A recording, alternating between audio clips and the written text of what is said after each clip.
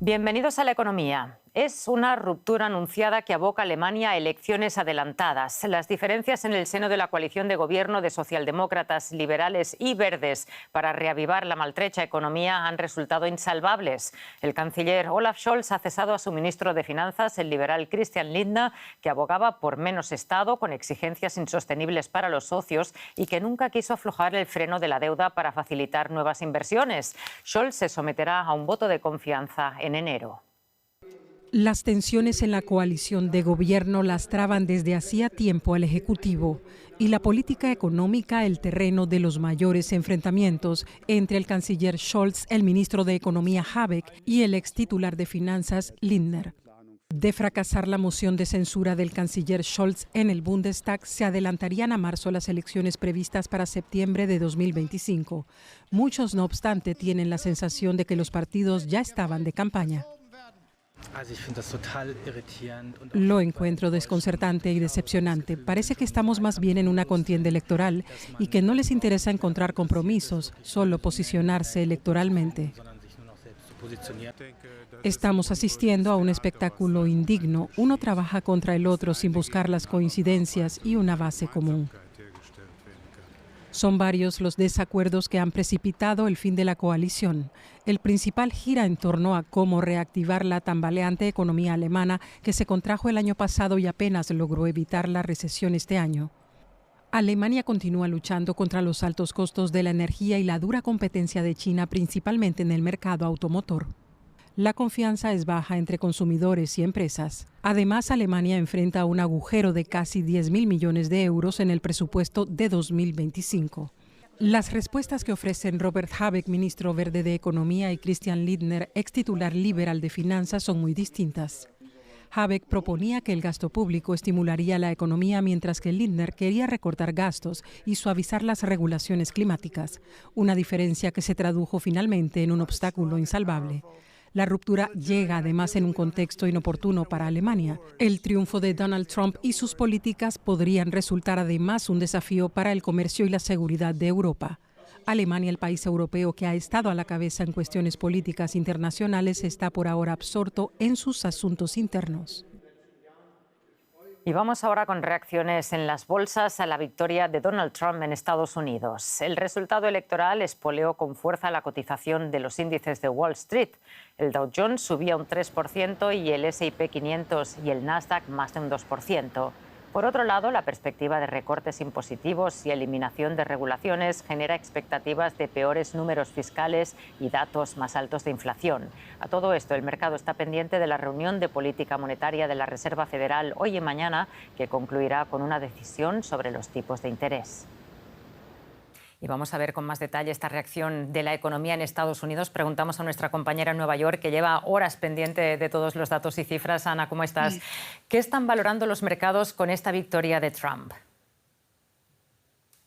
Pues la efervescencia en el mercado de acciones impulsa un mercado que lleva meses en tendencia alcista y que ahora cuenta con un presidente que ha prometido reducir impuestos a las empresas, avanzar en la desregulación y posiblemente eliminar barreras de supervisores a fusiones y adquisiciones. El llamado Trump Trade de sectores que son favorecidos con la nueva presidencia estaba hoy a pleno rendimiento. Subía la cotización de su empresa, aunque no tanto como otros días, Truth Social. También subían los valores de la banca, de la industria, sube y mucho el Bitcoin y, por ejemplo, una empresa que se llama Geo Group, que es la que gestiona prisiones y tiene el contrato de las autoridades de inmigración para centros de detención, se ha llegado a revalorizar un 38%. Las empresas de energías verdes, autos eléctricos y comercios que importan desde China están a la baja. En el mercado de deuda, los bonos, la cosa va por el camino contrario. El rendimiento de la deuda pública a distintos plazos se ha disparado por el impacto inflacionario y deficitario de las políticas de Donald Trump, tanto la bajada de impuestos como los aranceles. Esto hace anticipar mayores tasas de interés y que la Reserva Federal puede que no tenga tanta prisa por rebajar las tasas de interés en el futuro. Ana, hemos hablado mucho de inflación, pero nos preguntamos hasta qué punto la inflación vivida en la pospandemia ha aupado la candidatura de Donald Trump. Ha sido sin duda uno de los grandes catalizadores de su victoria. En las encuestas a pie de urna, casi el 70% de los votantes ha dicho que la economía no estaba bien, incluso que estaba mal. Un mensaje que ha calado entre los trabajadores, incluso entre los hombres latinos.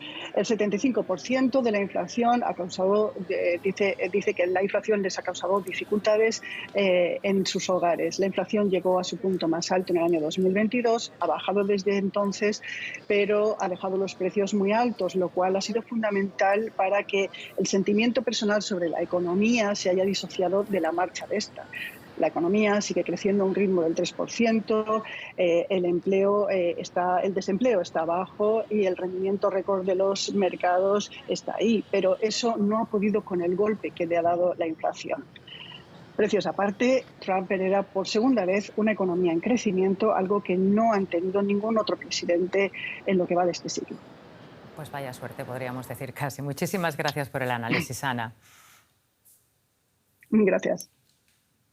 Y en el otro lado del Atlántico, las bolsas europeas, inicialmente aliviadas por el fin de la incertidumbre en torno a las elecciones de Estados Unidos, cerraron la sesión a la baja, revirtiendo las ganancias de la mañana.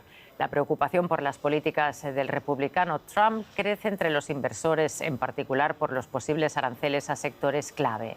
Madrid, Frankfurt, Milán y Londres cerraron a la baja después de un giro completo de la tendencia. Pues vemos que la victoria de Trump en un primer momento fue recibida en positivo por las bolsas europeas, pero las cosas se han torcido. José David Navarro, las principales bolsas europeas acabaron reaccionando en negativo a la victoria de Trump. ¿Qué ha pasado con las acciones de las automotrices, que era lo que más miedo daba? Hola Rosa, ¿qué tal? Pues sí, las automotrices están entre las empresas, entre los sectores que hoy, después de conocer los resultados, más están cayendo en el mercado europeo. De media, el sector automovilístico y el de distribuidor de partes cae un 2,5%. Ahí destaca BMW cayendo un 6,6%, Mercedes un otro 6%, Volkswagen un 4,2%. En general, Rosa, números rojos para la industria automovilística, como se esperaba, y lo llevamos advirtiendo unos días en el caso de que finalmente Donald Trump se perfilase como el nuevo inquilino de la Casa Blanca. Otro de los sectores, por supuesto, del que también estábamos pendientes, es el de la energía renovable, una de las empresas europeas más importantes con inversiones en Estados Unidos. Ørsted, desarrollador de parques eólicos marinos, cae, Rosa, en el mercado hoy casi un 13%. Eso por una parte. Por otra parte, en la otra cara de la moneda tenemos el sector militar. Los fabricantes de armamento están subiendo con fuerza hoy en el mercado europeo. Por ejemplo, Rosa, la alemana Rheinmetall, que sube más de un 3%.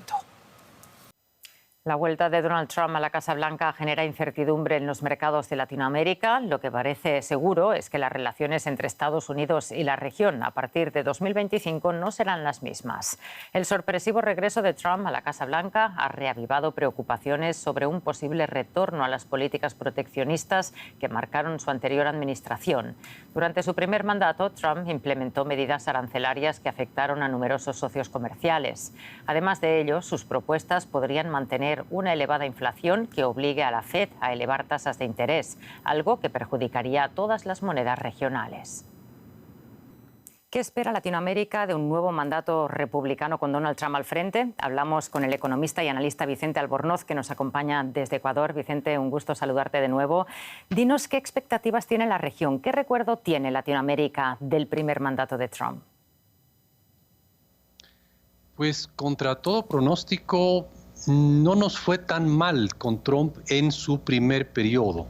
Es decir, al final no tuvimos problemas de proteccionismo norteamericano, la región tuvo acceso al mercado norteamericano, y es más, en toda la época de la pandemia, más bien Estados Unidos apoyó la concesión de crédito a los países latinoamericanos a través del Fondo Monetario, el Banco Mundial, el Banco Interamericano de Desarrollo. Yo creo que América Latina no está en la agenda de los republicanos, pero al mismo tiempo no creo que haya una animadversión generalizada hacia América Latina, que es un continente muy grande. Entonces, no necesariamente esperaría políticas negativas con la región de parte de Trump. Un tema importante, la inflación, que causó tasas de interés más altas, ya está vencida. ya no necesita volver a darse una pelea contra la inflación. A no ser que se genere una nueva inflación, eso no debería ser una amenaza para América Latina. Tú lo dices, Vicente, Latinoamérica es un continente muy grande con una suma de países muy diferenciados. ¿Podríamos hablar quizás de perdedores y ganadores? ¿A quién beneficiará más y quién saldrá más perjudicado del regreso de Trump? Creo que para este análisis habría que dividir América Latina en por lo menos 3 grandes grupos. Bueno, un grupo es Brasil. Brasil es casi un continente y Brasil tiene su relación específica con Estados Unidos, propia de un país muy grande como Brasil y un país gigantesco como Estados Unidos. Eso es aparte. Luego está México. México es el gran vecino de Estados Unidos, una importante fuente de importaciones de Estados Unidos, por donde cruzan todos los migrantes, que no son siquiera mexicanos, pero por donde cruzan los migrantes que van a Estados Unidos, todo el problema del muro. Pero el resto de países de América Latina, digamos los países medianos y pequeños de América Latina, creo que podemos tener una relación bastante más descomplicada con Estados Unidos, al no ser el país que está junto a la frontera o el gran país continente que es Brasil. Creo que los demás podemos tener una relación un poco más descomplicada con Correa. Eso sí, creo que va a haber un tratamiento muy diferenciado a las dictaduras, ¿no? Sobre todo a Cuba, pero también a Venezuela y a Nicaragua va a haber tratamientos muy diferenciados. Si yo estuviera en el gobierno de cualquiera de esos 3 países, estaría preocupado por mi relación con Estados Unidos, cosa que no veo necesariamente deba ocurrir en el resto de países medianos y pequeños de la región. Interesante análisis. Vicente Albornoz, muchísimas gracias por esta perspectiva. Encantado, un gusto. Y gracias a ustedes por su atención. Aquí ponemos punto final al espacio de economía. Pueden seguir estas y otras noticias en nuestras redes sociales. En nombre de todo el equipo de DW Español, gracias por elegirnos. Hasta pronto.